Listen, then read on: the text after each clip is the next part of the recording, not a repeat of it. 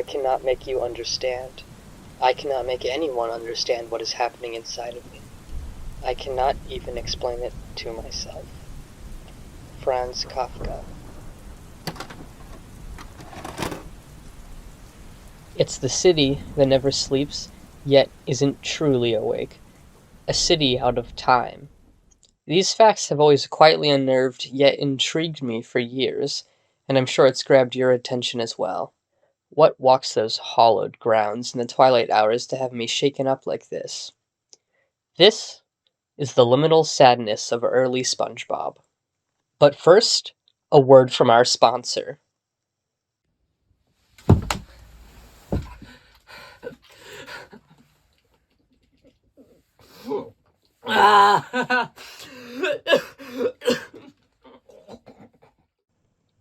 I know it wasn't intentional from the crew of artists on SpongeBob Season 1, and I'm sure the show is like that because of growing pains with the animators trying to find their style, but the end result is an eerily liminal product.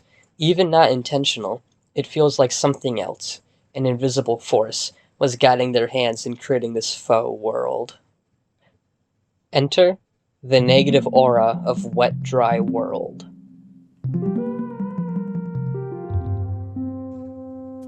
The negative aura of Wet Dry World is a well-documented effect from most releases of the hit game Super Mario for the Nintendo 64. The negative aura of Wet Dry World comes from the serendipitous level from World 4 that many have noted to be bleak and depressing. While cutesy on the outside, the level is deeply unnerving and is said to have a negative aura that will sink the player into a deeper and deeper depression the longer they spend within its world boundaries. So I hear. I haven't played it yet because I got stuck in Boo's Mansion. Ah! I posit that whatever causes the negative aura of Wet Dry World had found its way to the production of SpongeBob Season 1. Think about it. Both water-themed productions are really liminal, and their production development times coincide pretty closely. Perchance. I'm dubbing this the Bikini Bottom Shoegaze effect. Now, let's explore what this effect really entails. There's no better example of liminality in early SpongeBob than with Season 1, Episode 7, Hall Monitor. The episode begins at Mrs. Puff's boating classroom, a warm, enjoyable scene full of life. But the peace won't last for long. Mrs. Puff announces that it is time to pick the weekly Hall Monitor, and this is where the trouble starts. You can already see the facade that is SpongeBob starting to break at the announcement. As she looks down her list, an ugly truth confronts her. It's SpongeBob's turn to be Hall Monitor. This can't be. She does everything in her power as the yellow cretin inches towards her. Whether this was meant to be a horror scene or not, the Bikini Bottom Shoegaze effect is in full effect now, and it's not leaving anytime soon. Mrs. Puff eventually gives up the fight, causing SpongeBob to rocket into the air. Whether or not this was supposed to reference the Challenger explosion that had occurred just months before this episode aired is unknown, but either way, the scene is bone-chilling for just this reason. SpongeBob makes a speech that ends up filibustering the class period. His speech is full of authoritarian dog whistles and other such concerning language that makes me, for one, glad that he never got to guard the halls. As the bell rings, SpongeBob is trampled in a barbaric display of violence with levels of cruelty never seen on the show before or after that episode. The BBSGE is in effect again, it seems. With his tenure as Hall Monitor ended, SpongeBob slinks away, morphing into a very particular shape. You guys see it too, right?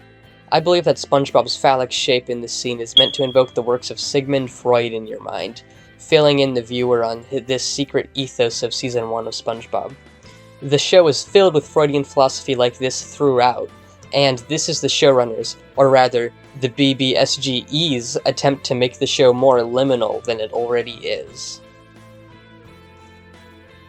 The phallic image also serves another purpose in the show's ludo-narrative. The sight of the frenulum is enough to make Mrs. Puff feel bad for SpongeBob, causing her to relinquish the Hall Monitor role back to SpongeBob for the night. This will end up being one of her biggest sins on the show. What are the consequences of what I've just done? Oh. Her acknowledgement of her cardinal sin and then refusal to take action makes her no worse than other famous bystanders in history. Next, we have a scene where SpongeBob, as the hall monitor, seductively dances in traffic to lure the drivers to their dooms like the sirens of old. It's fitting, with the show being underwater and all. I've been waiting to discuss this until now. And now I think it's the right time, too. The shots of SpongeBob's Siren's song show concerning visuals of the town itself, to say the least. The backgrounds are static, unmoving, and always empty beyond the Darwinian and Caucasian-inspired houses. Every shot has a new perspective that doesn't make sense juxtaposed with the rest. As a child, this is where I would stop watching the show because the BBSGE would become too strong here. The disturbing liminality always made me, and many others I'm sure, uneasy. Things don't work like that. Houses can't do that. It's unnatural and gives the wrong idea on what the show's about. This is the true terror of SpongeBob. But that's not what the video is titled, is it? This isn't about the liminal horror of SpongeBob. It's about the liminal sadness.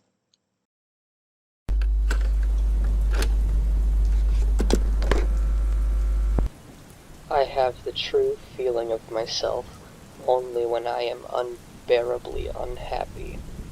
Kafka.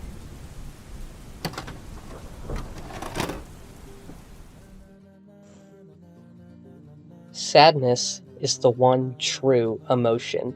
All other sensations and feelings are just extensions of it, acting in their own worlds. Whether or not they wanted to, Stephen Hillenburg and everyone else at Nickelodeon understood this. This is why Season 1 feels the way it does, looks the way it does, and acts the way it does.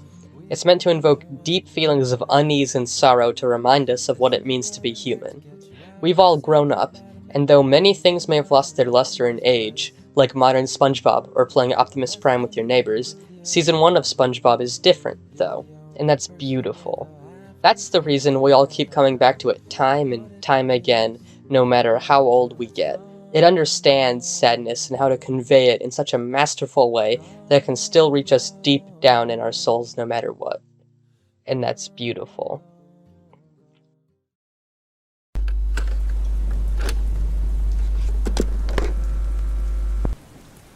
Suffering is the positive element in this world. Indeed, it is the only link between this world and the positive. Kafka.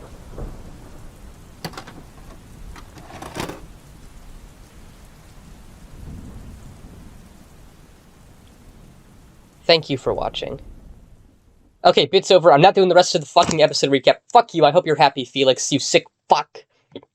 Special thanks to my supporters over on Patreon, such as The SpongeBobber, Pokemaniac Real, Rainbow Rocket Official, Homophobic Squidward's Lover, Lady Death and Local Annoying Libertarian President Life, Gulpin Sycamore Nuts, Future War Recruiter, Jacob the First White Rapper, Those Who Snow, Paladins Don't Have Oaths, I Swear, I Miss G.I. Robot, Doodle Bob, Kekius Maximus is Not a Chaser, Ben Wyatt, Dipshit, Fuck You, Anita Dick and Me, Ben Jover, Ophelia Nuts, More Like Crapman, Bonerific _99, Johnson Skibbity Long Piece, Crackfoot Georgia, Sheldon, I'm so high and I have a gun in my backpack, Crazy but cute Latina, Gay I got pretty far. Crazy but cute Latina, Gay Felix, Mistress Blue JD5, Graggle Gruel, B.Brad77, Y Top Hat, Peter Pumpkin Eater 69, Pop My Eye, I'm not even kidding right now, I have a boner and it hurts so much, ow ow owie, Gooch Blaster, Tom McDonald Jr., Dipshit Again, Fuck You Twice.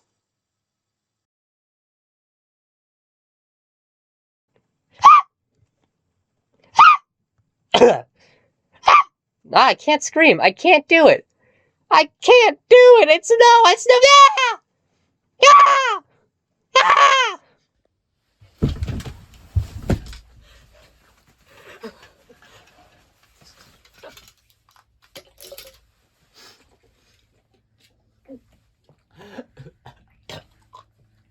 Oh, God damn it. Well, okay, one more.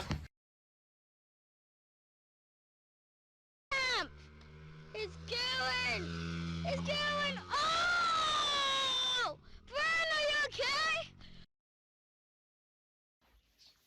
Hey, it's water. I just want you to know that this is water.